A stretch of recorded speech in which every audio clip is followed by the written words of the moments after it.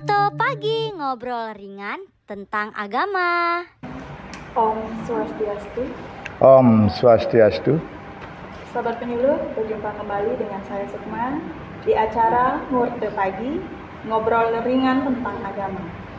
Nah, edisi kali ini kita akan membahas tentang apa itu RBKS, Rumah Bina Keluarga Sukinah. Nah, kali ini kita sudah kedatangan dua narasumber. Yang pertama, Bapak Ketut Aryawan Swastiastu. Bapak selaku Kasih Urusan Agama Hindu di Kementerian Agama Kabupaten Buleleng.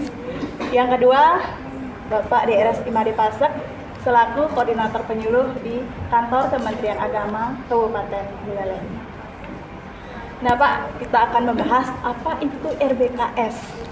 Nah, seperti yang kita ketahui, RBKS ini merupakan program prioritas dari Dirjen Bimas Hindu, ya.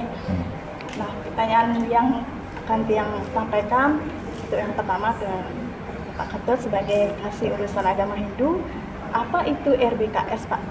Dan apa dasar dilaksanakannya RBKS ini? Terima kasih Ibu Sukma. Nah, ini untuk yang RBKS itu adalah Rumah Bina Keluarga Sukinah. Ini merupakan program daripada Dirjen Hindu melalui Kasubdit kepenyuluhan. Dan itu juga akan dilaksanakan di semua wilayah yang ada di seluruh Indonesia. Nah, untuk dasarnya apa nih, Pak?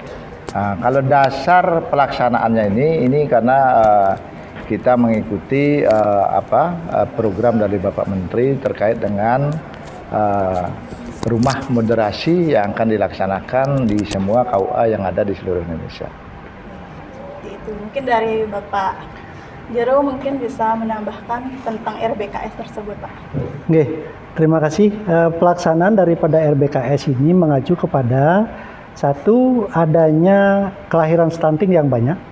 Itu yang mendasari kenapa RBKS itu mesti dicetuskan. Kemudian kedua, bahwa banyaknya keluarga yang menikah itu cerai.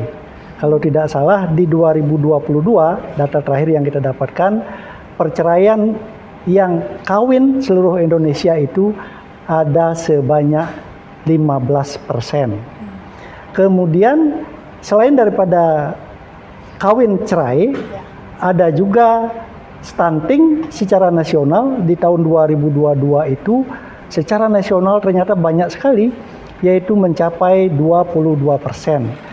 Kalau kita bawa ke daerah kita, di Buleleng itu di tahun 2022 stunting kita ada di 11%. Oleh sebab itu, inilah yang mendasari kenapa pemerintah dalam hal ini Kementerian Agama Republik Indonesia, Sekyu Ditjen Bimas Hindu melaksanakan program RBKS.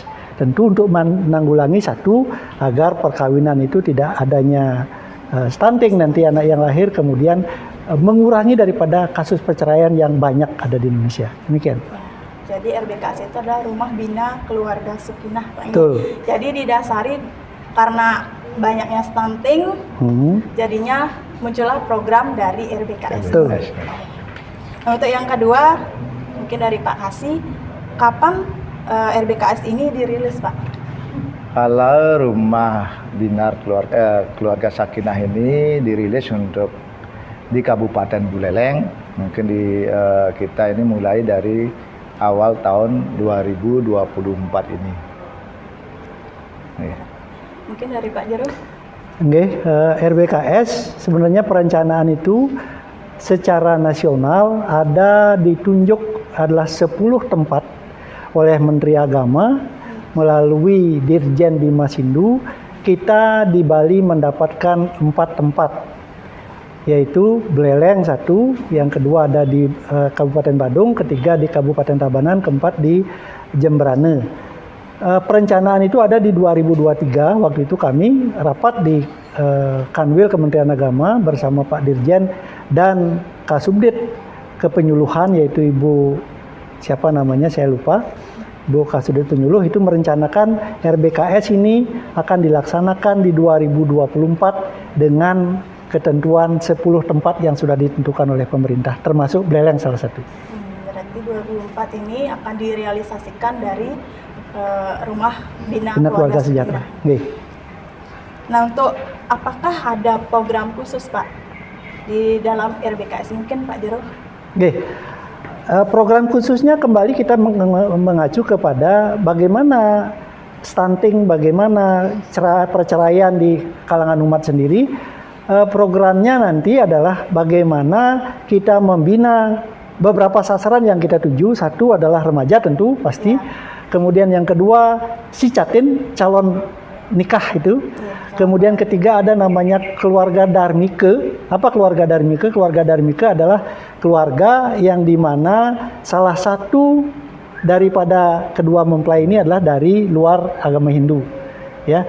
Kemudian tentu orang pasangan baru menikah lebih kepada ibu mil, ibu yang sedang mengandung.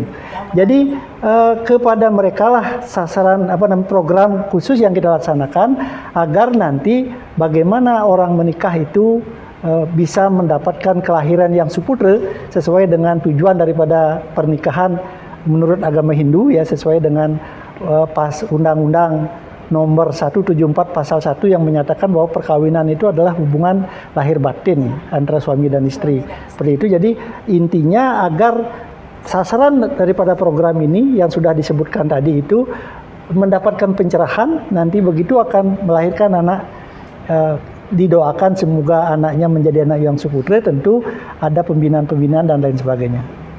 Jadi sasarannya itu dari calon pengantin dulu Pak ya, dibina agar menghasilkan anak yang suputra agar tidak menjadi anak terakhir itu stunting. Betul. Nah, untuk Pak Kasih niki apa tujuan dan sasaran dari RBKS ini Pak? Terima kasih. Ini untuk tujuan dan sasaran dari RBKS ini jelas di sini adalah yang pertama membuat keluarga sakinah. Dan mungkin di sini kegiatan-kegiatan yang akan dilakukan yaitu terkait dengan satu seperti apa yang disampaikan tadi oleh Pak Koruh kita, Pak Pasak. Itu yang pertama adalah pembinaan terkait dengan calon pengantin. Yang kedua ada pembinaan remaja. Ya, ketiga mungkin pembinaan seperti tadi dibilang itu keluarga Dharmika itu karena salah satunya itu adalah orang dari agama yang bukan dari agama Hindu kita. Itu akan kita bina, nantinya bisa menjadi keluarga-keluarga yang sakinah. Seperti itu mungkin Pak Jero bisa menambahkan.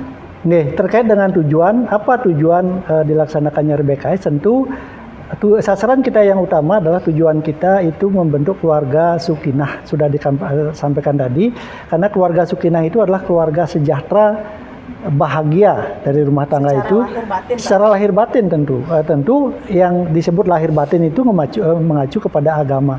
Jadi kita lah di Kementerian Agama melalui penyuluh-penyuluh ini akan membina keluarga-keluarga ini sehingga untuk mencapai tujuan Moksartam Jagadita Yaca Iti Dharma itu lebih dekat lagi, lebih mudah tercapai seperti itu. Nah, untuk tempat dari RBKS ini di mana akan dilaksanakan? Mungkin Pak Jero bisa lebih dahulu. Sesuai dengan yang dicanangkan pemerintah, ada 10 tempat, ada 10 lokasi nanti. Kita dapat 4 yang di Bali.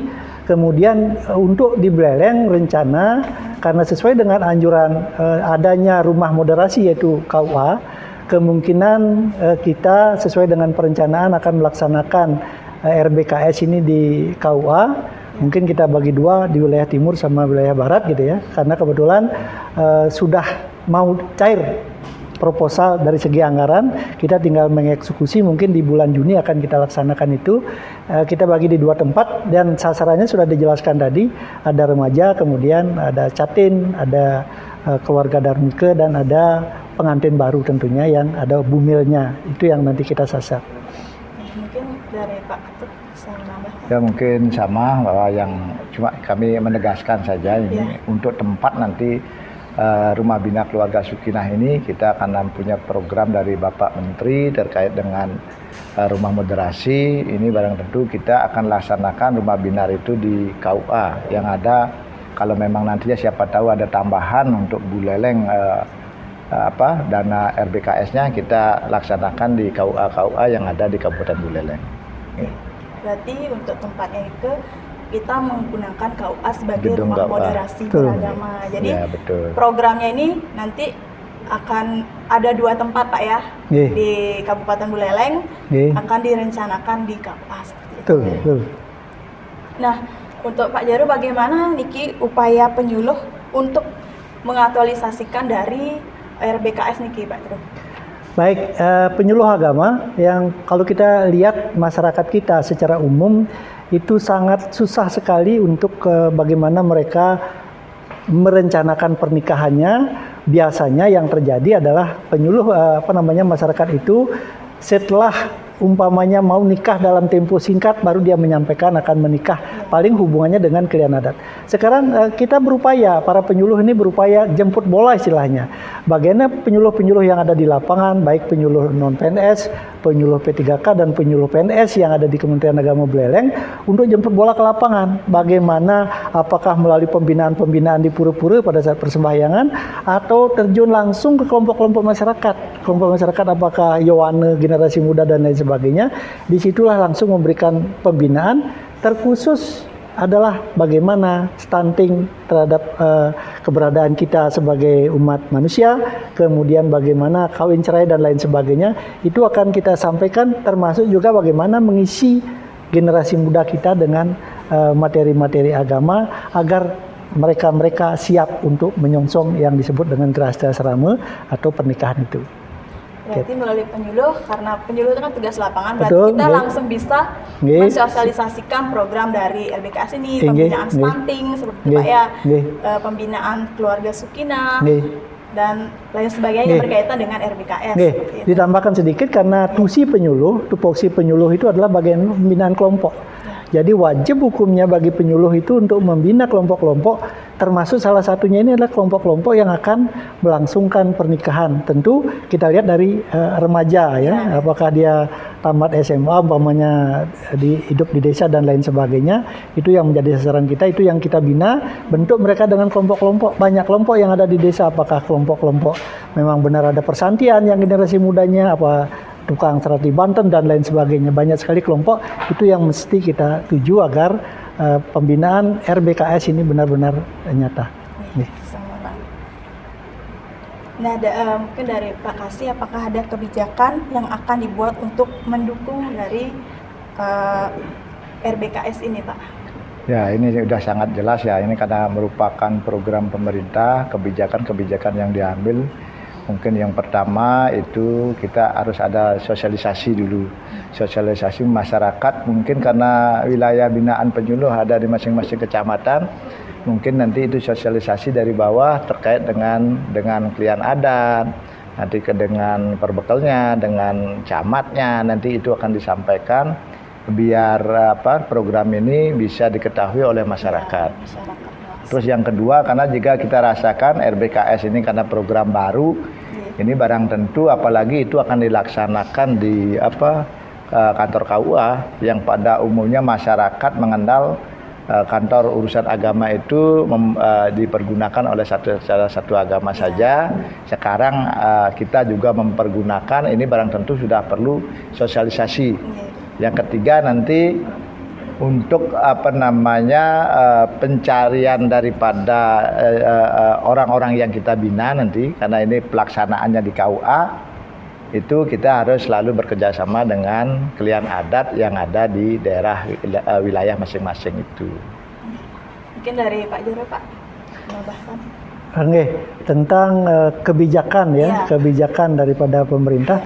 Kalau selama ini sebenarnya kebijakan pemerintah terutama mengenai anggaran sudah kita disupport, tetapi pelaksanaannya tidak langsung menyebutkan ini untuk program penanganan stunting atau penanganan keluarga Sukinah, tetapi berupa ada dikasih urusan itu adalah bagaimana pembinaan si Catin dan lain sebagainya, tetapi itu langsung membawa program dari pusat, itu kebijakan pemerintah sebenarnya sudah tertuju pada itu dan itu sudah dilaksanakan setiap tahun. Di samping memang kalau kita lihat kebijakan pemerintah itu ada di tusinya penyuluh sudah lengkap. Tusinya penyuluh itu adalah bagaimana membina masyarakat itu, apakah dia masyarakat yang mau nikah, apakah masyarakat yang lain, tentu kita adalah tugasnya penyuluh. Itu kebijakan daripada pemerintah dalam hal ini Kementerian Agama yang sudah memberikan tusi penyuluh itu bagaimana pembinaan masyarakat secara luas tadi.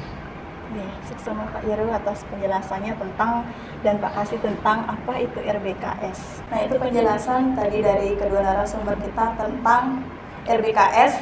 Nah, mungkin sebagai akhir Pak, closing statement sedikit mungkin dari Pak Kasih terlebih dahulu Pak. Silakan. Closing statement yaitu RBKS Rumah Bina Keluarga Sukinah ini bisa dapat berjalan dengan lancar dan sukses dan untuk mendapatkan keluarga yang sukinah bagi umat Hindu kita. Mungkin dari Pak Yeru. Kembali bahwa RBKS itu dilaksanakan adalah untuk membantu masyarakat bagaimana menjalankan kehidupan sehari-hari, terutama akan menuju ke jenjang pernikahan agar semua insan ini sehat, karena pada intinya tujuan daripada pernikahan itu adalah perjalanan lahir dan batin itu secara kekal berdasarkan ketuhanan yang Maha Esa, agar semua apa yang kita laksanakan itu termasuk remaja-remaja yang akan mau menikah biar lebih mendekatkan diri dengan Tuhan, tentu akan menjalankan aturan-aturan Tuhan yang sudah kita nikmati melalui ajaran agama Hindu. Tentu ujung-ujungnya adalah keluarga akan melahirkan suputra yang kita harapkan semua.